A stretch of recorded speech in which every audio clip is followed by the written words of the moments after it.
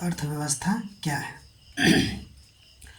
तो देखते हैं इसका परिभाषा कि अर्थव्यवस्था जो है एक भौगोलिक क्षेत्र है जिसमें उपलब्ध आर्थिक संसाधनों से वस्तु एवं सेवाओं का अधिकतम उत्पादन करने की कोशिश की जाती है, साथ ही उनका वितरण इस प्रकार किया जाता है कि लोगों का कल्याण अधिकतम हो सके। यहाँ गौर करने वाली बात है कि अर्थव्यवस्था एक भौगोलिक क्षेत्र होता है, उसमें कुछ आर्थिक संसाधन होंगे, उस आर्थिक संसाधनों से वस्तु और सेवाओं का अधिकतम उत्पादन किया जाएगा और उत्पादन करने के बाद ये भी कोशिश किया जाएगा कि उसका वितरण इस प्रकार हो कि लोगों का कल्याण अधिक से अधिक हो सके। ठीक, अब जैसे देखिए यहाँ पे कुछ शब्द था उसको जिसको हमने अंडरलाइन किया है। भौगोलिक क्षेत्र यानी कि एरिया, जैसे भारतीय क्षेत्र हो गया, अमेरिकी क्षेत्र हो गया, बिहार का क्षेत्र हो गया, अरुणाचल प्रदेश का क्षेत्र हो गया इत्यादि। उपलब्ध आर्थिक संसाधन जो यहाँ टर्म है, इसे ही हम उत्पादन का साधन भी कह सकते हैं, जैसे भूमि, पूंजी, श्रम आदि। ठीक है, ये उपलब्ध आर्थिक संसाधन होगा जिससे कि हम वस्तु और सेवाओं का उत्पादन करेंगे। अब ये वस्तु और सेवाओं के बारे में देख लेते हैं कि वस्तु और सेवा है क्या। तो वस्तु और सेवा जो है देखते हैं, हालांकि अर्थव्यवस्था में वस्तु और सेवाओं को एक ही मान के वस्तु ही सिर्फ यूज किया जाता है, फिर भी हम लोग देखते हैं वस्तु की अगर बात करेंगे तो वस्तु मूर्त होता है। मूर्त का मतलब ये है कि एक भौतिक चीज़ है जिसको आप छू सकते हैं। ठीक, जबकि सेवा की अगर बात करेगा तो यह अमूर्त चीज़ होगा जिसको आप छू नहीं सकते हैं। सिंपल भाषा में कहे तो जो नाउन में जो मटेरियल नाउन है और एब्स्ट्रैक्ट नाउन है, उसके आधार पर आप देख सकते हैं कि वस्तु यानी कि मटेरियल नाउन है जिसको आप टच कर सकते हैं, अनुभव कर सकते हैं, जिसका कुछ आकार आकृति होती है। लेकिन सेवा में आप टच नहीं कर सकते। जैसे कि एक शिक्षक जो है वो पढ़ा रहे हैं तो उसकी पढ़ाई को आप टच नहीं कर सकते हैं, उसको बस आप अनुभव कर सकते हैं। ठीक, तो उसी तरह वस्तु में आपको भौतिक आयाम होता है, आकार और आकृति होती है, लेकिन सेवा में ऐसा नहीं होता, इसका कोई आकार आकृति नहीं होती है। अब आगे बात करते हैं। भौतिक वस्तु जो होता है वो स्वामी से अलग होता है। जैसे मान लीजिए कि ये पेन ही हमारा है, ये वस्तु है, तो ये हमसे अलग है। लेकिन जो सेवा होती है ना, वो स्वामी से जुड़ा हुआ है। जैसे कि एक मजदूर से उसका श्रम जुड़ा हुआ होगा। ठीक है, वस्तु को हस्तांतरित किया जा सकता है, ये बात बहुत इंपॉर्टेंट है। हस्तांतरित करने का मतलब ये हुआ कि एक व्यक्ति से दूसरे व्यक्ति के पास जा सकता है, लेकिन सेवाएं जो है वो हस्तांतरित नहीं किया जा सकता है। ठीक है, इस बातों को ध्यान में हम रखेंगे। तो अगर हमसे पूछा जाए कि अर्थव्यवस्था क्या है, तो अर्थव्यवस्था जो है एक भौगोलिक क्षेत्र होता है जिसमें कुछ आर्थिक संसाधन होंगे, यानी कि भूमि, पूंजी, श्रम होगा।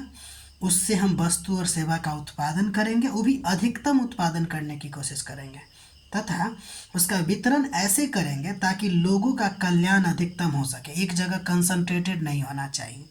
ठीक है, यही अर्थव्यवस्था होता है। अब आगे बढ़ते हैं।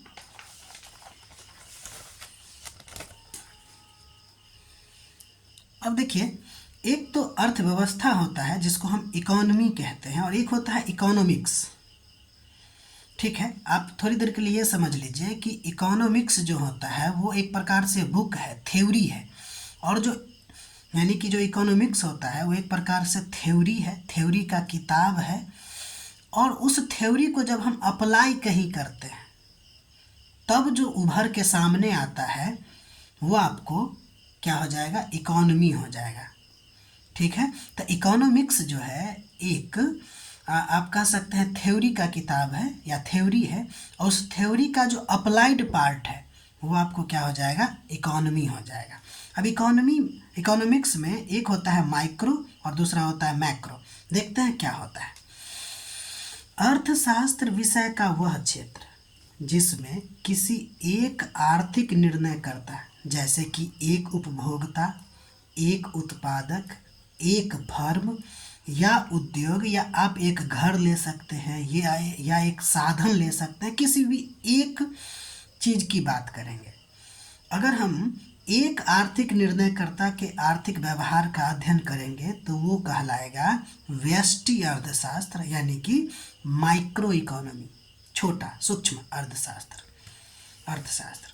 इसके विपरीत अगर हम मैक्रो इकोनॉमी यानी कि समष्टि अर्थव्यवस्था की बात करेंगे तो उसमें संपूर्ण अर्थव्यवस्था से जुड़े मुद्दों का अध्ययन किया जाता है, यानी कि बृहद स्तर पर अध्ययन किया जाता है। ठीक है,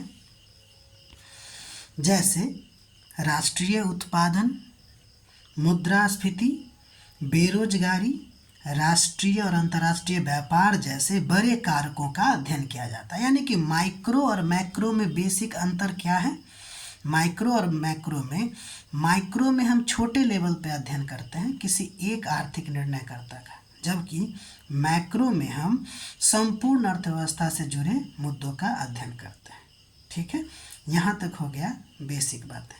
अब आगे बात करते हैं जीडीपी के बारे में। जीडीपी क्या होता है? तो पहली बात तो इसका फुल फॉर्म देख लेते हैं। ग्रॉस डोमेस्टिक प्रोडक्ट, यानी कि सकल घरेलू उत्पाद इसको कहते हैं। इसका परिभाषा क्या है? तो इसका परिभाषा है एक देश की घरेलू सीमा में, इस बात को गौर करेंगे कि घरेलू सीमा की बात करता है, में एक वर्ष में, यहाँ ध्यान देंगे कि एक निश्चित समय अवधि भी है, में उत्पादित होने वाली सभी अंतिम वस्तु एवं सेवाओं के, यहाँ ये भी ध्यान देंगे कि सभी अंतिम वस्तु एवं सेवा है के बाजार मूल्य के समग्र योग को जीडीपी कहते हैं। ये जो लाइनिंग पॉइंट है ना, वो बहुत ध्यान देने योग्य बातें हैं कि जीडीपी घरेलू सीमा के अंदर होगा, एक वर्ष के अंदर होगा, और सभी वस्तु नहीं बल्कि सभी अंतिम वस्तुओं को देखा जाता है। ठीक है, अब कुछ ध्यान देने योग्य बात करते हैं। जीडीपी में केवल उसी उत्पाद को शामिल करेंगे जो देश की घरेलू सीमा के भीतर हुआ है, यानी कि जीडीपी में सभी वस्तु शामिल नहीं करेंगे, वही वस्तु शामिल करेंगे जो देश की घरेलू सीमा के भीतर हुआ है। उदाहरण के तौर पे जैसे मान लेते हैं केस 1 है, और केस 1 में एक कंपनी है ए जो भारतीय है और एक कंपनी बी है जो विदेशी है। दोनों कंपनी भारत में उत्पादन करती है, तो दोनों का योगदान जो है वो भारत के जीडीपी में होगा, भले ही कंपनी बी जो है वह विदेशी ही क्यों ना हो। क्यों जुटेगा भारत के जीडीपी में? क्योंकि कंपनी बी जो अपना उत्पादन करती है वह भारत के भौगोलिक सीमा के अंतर्गत करती है, यानी कि भारत का जितना क्षेत्रफल है उसके अंदर ही करती है। ठीक, अब केस 2 की बात करते हैं। अगर हम केस 2 की बात करें, अब मान लेते हैं कि कंपनी ए भारतीय है लेकिन उत्पादन जो है वह साउथ अफ्रीका में करती है, तो क्या इसका योगदान भारत के जीडीपी में होगा? तो इसका आंसर होगा नहीं। क्यों नहीं होगा? क्योंकि ये जो कंपनी ए है भारतीय, लेकिन ये उत्पादन कहाँ कर रहा है? साउथ अफ्रीका में कर रहा है। तो कंपनी ए का जो योगदान है वो हम साउथ अफ्रीका के जीडीपी में जोड़ेंगे। तो ये जो कह रहा है सकल घरेलू उत्पाद का परिभाषा कि घरेलू सीमा, अब शायद आप समझ गए होंगे। जीडीपी में दूसरा जो ध्यान देने योग्य बातें हैं जीडीपी की गणना को लेकर। अब ध्यान देंगे कि जीडीपी में सभी प्रकार की वस्तुओं और सेवाओं को सम्मिलित नहीं करते हैं, तो क्या करते हैं? तो केवल अंतिम वस्तु एवं सेवाओं को ही सम्मिलित करते हैं। अगर सभी वस्तु को शामिल कर लेंगे तो इससे एक प्रॉब्लम हो जाएगी जिसको कहते हैं दोहरी गणना की संभावना। तो अगर अंतिम वस्तु को शामिल नहीं करेंगे तो दोहरी गणना की संभावना उत्पन्न हो जाएगी। एग्जाम्पल के तौर पे मान लेते हैं कि गेहूं है जो 1 केजी का है। एक गेहूं मतलब कि गेहूं 1 किलो था जिसका कीमत 10 रुपये। अब उससे हम आटा बनाएं वो भी 1 केजी ही होगा, 12 रुपया होगा। और इससे हम बिस्किट या ब्रेड बना लेते हैं जो कि 1 केजी होगा। तो ये हमारे लिए गेहूं से बिस्किट या फिर ब्रेड ये हमारे लिए अंतिम वस्तु होगा। चूँकि जीडीपी के गणना में केवल अंतिम वस्तु को शामिल करते हैं और चूँकि बिस्किट का कीमत 20 रुपया है, इसलिए जीडीपी जो होगा वो 20 रुपया होगा। तो एक तो तरीका ये है। इसके अलावा दूसरा तरीका जीडीपी निकालने का ये हो सकता है कि उदाहरण सेम लेते हैं। बस क्या है कि यहाँ ध्यान देने वाली बात है कि गेहूं में अभी तक जो मूल्य बढ़ा है वो कितना बढ़ा है, 10 रुपया है। अब आटा जब बना तो इसका हो गया 12 रुपया, तो 10 से 12 तक में कितना रुपया की बढ़ोतरी हुई है, तो 2 रुपया की। और फिर आटा से ब्रेड बनाया गया जो कि हो गया 20 रुपया। तो 12 से 20 में कितना की वृद्धि हुई है, 8 रुपया का। तो अगर हम टोटल ऐड करें तो यहाँ तक का तो 10 था, ये हो गया 2, और यहाँ 12 से 20 में 8 रुपया की बढ़ोतरी हुई है, तो टोटल मिला के हो जाएगा 20, जो कि पहला तरीका और दूसरा तरीका दोनों में हमको जीडीपी 20 ही आएगी। इस विधि को जीवीए यानी कि ग्रॉस वैल्यू एडिशन कहा जाता है। ध्यान देने योग्य वाली बात है कि इस विधि को वर्ष 2015 में लागू किया गया था और यूपीएससी मेंस 2021 में इसे पूछा भी गया था।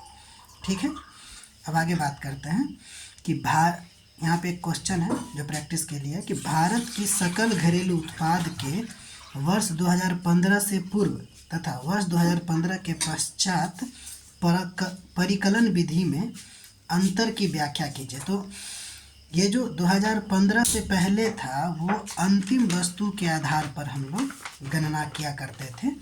2015 के बाद जीवीए जिसको ग्रॉस वैल्यू एडिशन कहते हैं, इसके आधार पर अंतर किया गया है। तो इसको लिखने के लिए पहले ग्रॉस डोमेस्टिक प्रोडक्ट जो है उसका डेफिनेशन देंगे और फिर 2015 से पहले का जो अंतिम उत्पाद के आधार पर है और 2015 के बाद जो जीवीए मेथड आया है उसके आधार पर एग्जाम्पल देते हुए लिखेंगे।